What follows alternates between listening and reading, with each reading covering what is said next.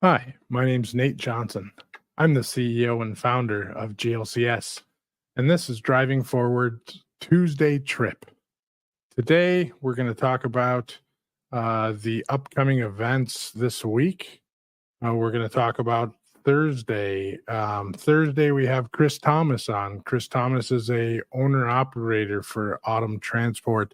I met Chris at F3 at the Festival of Freight, Freight Waves Festival of Freight in Chattanooga a few weeks ago.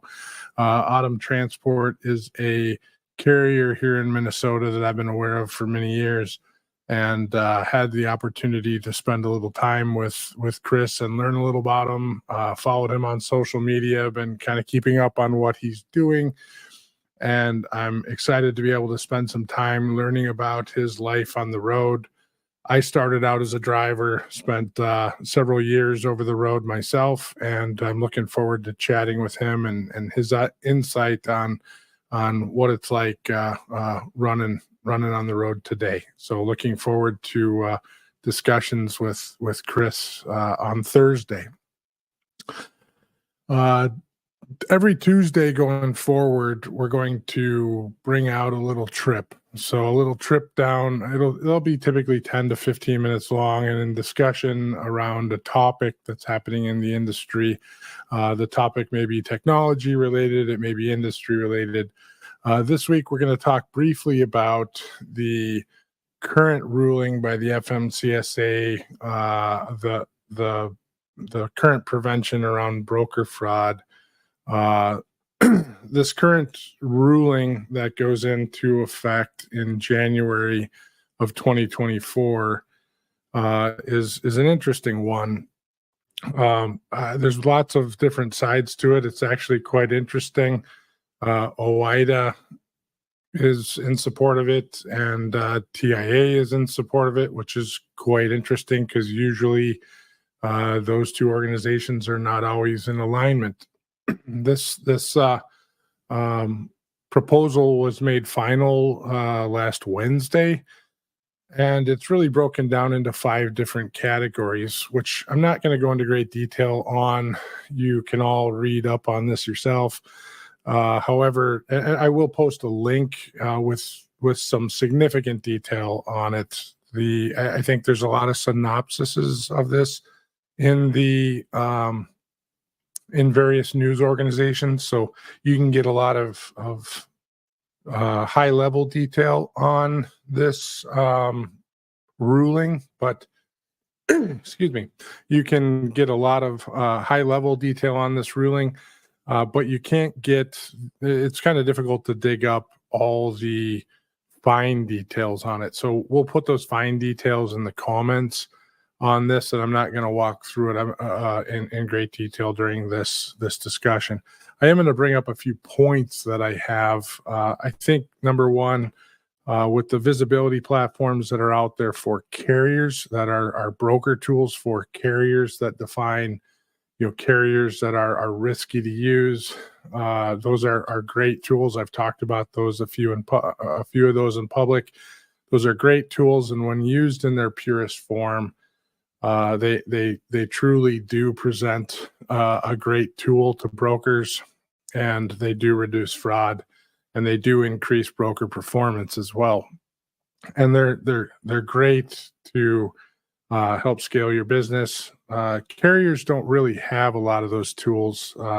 Fraud prevention is lots of times something that you have to develop as a skill, something that a driver needs to be able to identify on a phone call or look for email issues, whether it's a driver or the carrier or the dispatcher, someone booking the load.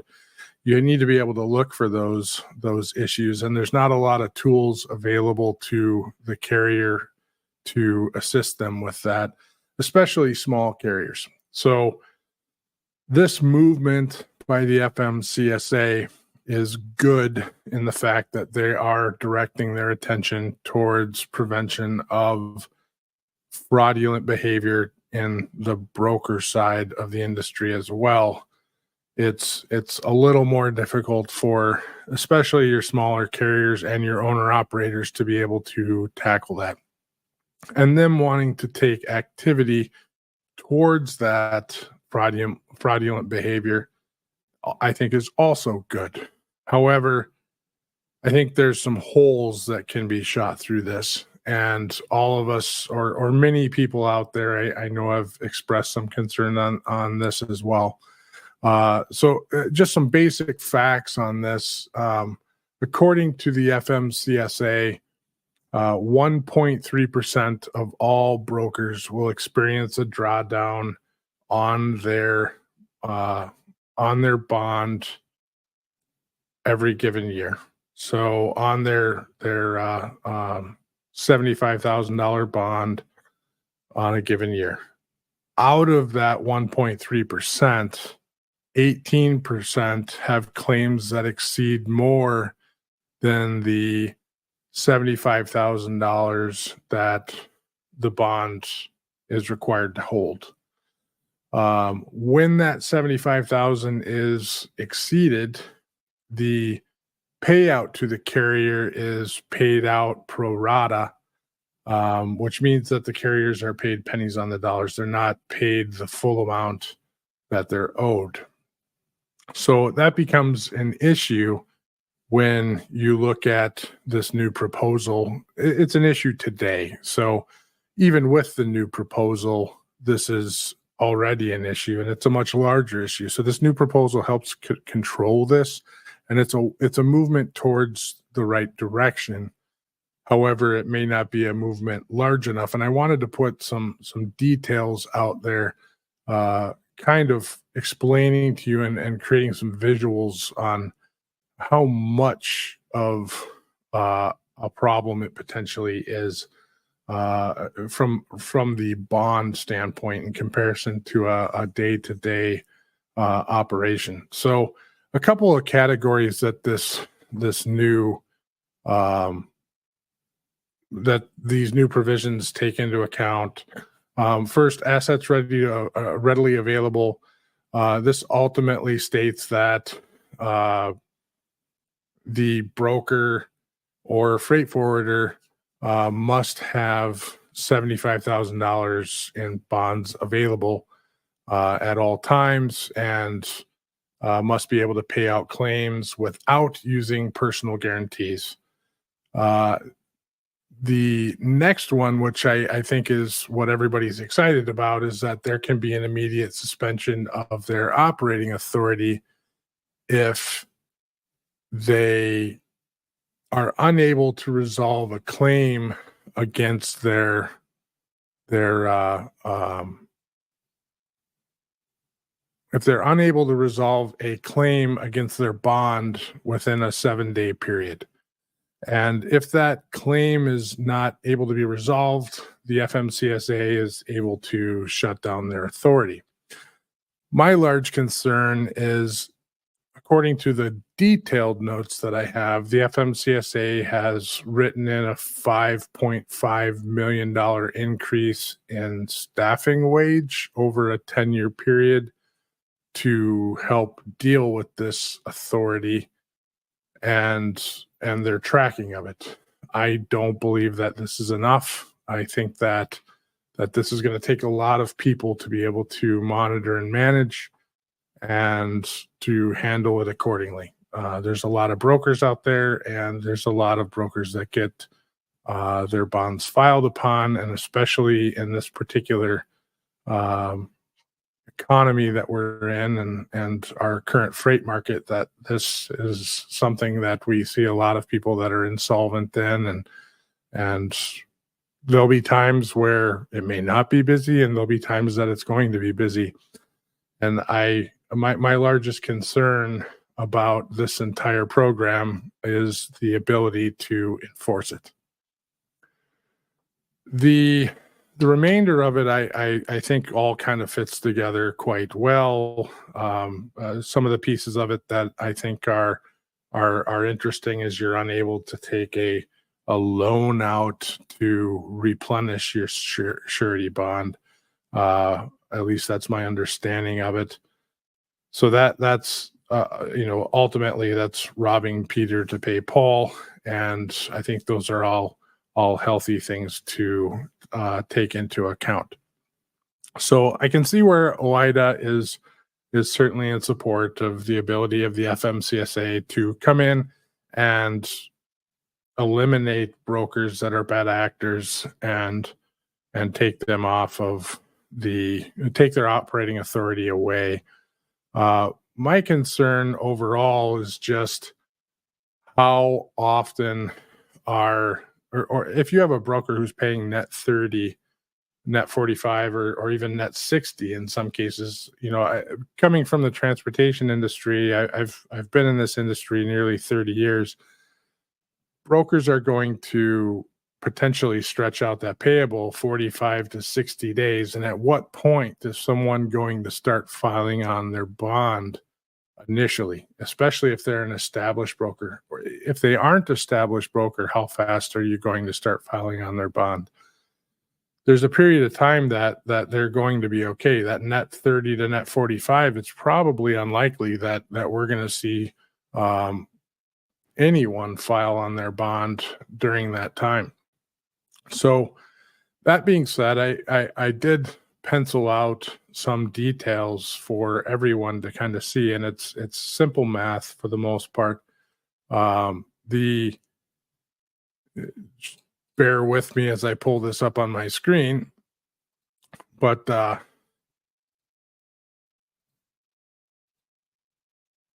we have here a small broker moving 10 loads per day.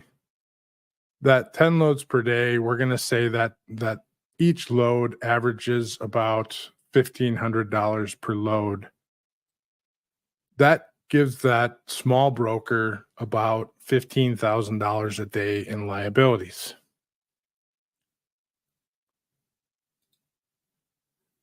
$15,000 a day in liabilities times 5 is $75,000 a week. So they're incurring $75,000 a week, or their entire bond a week in liabilities. Now, this is just moving 10 loads a day.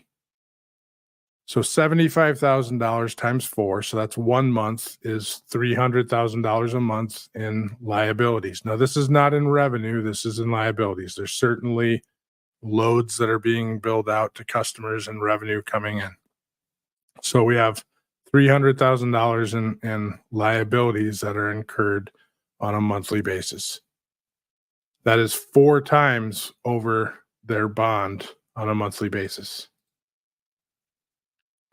So this is a simple graph. If you work 30, 60, 90 days in receivables or aging, if you just simply look at what is their liabilities over a 120-day period, they're looking, at $1.2 million of liabilities over a 4-month period. So it doesn't take long, and I'm not saying that over a 4-month period that they're going to lose $75,000 and be unable to pay their loads, but I'm trying to paint a picture on the fact that 10 loads a day that get mismanaged, it doesn't take long to hit a $75,000 bond. 50 loads a day, so 5 times that scale in 120 days, you're at $6 million. $6 million in liabilities. This is not revenue, this is liabilities. So that overall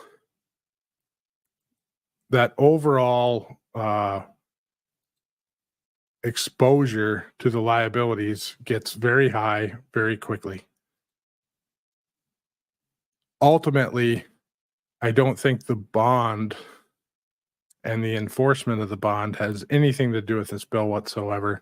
It's the ability of the FMCSA to monitor it, and the surety bond holder to also, they're required to inform the FMCSA if the broker or freight forwarder is insolvent and is not in a good place. They need to inform the FMCSA. The FMCSA will then take action.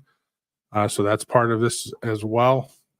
these regulations are coming out January 16th, 2024. They roll out slowly. So there's pieces of it that come out the 16th of 2024, 2025, and 2026. The largest pieces of it don't come out until 2026, I believe. The overall, I think, like I said, it is a good piece. It is a good direction for the industry, and it provides transparency and partnership across the board. Carriers carry a substantial amount of assurance and a substantial amount of liabilities before they even haul their first load.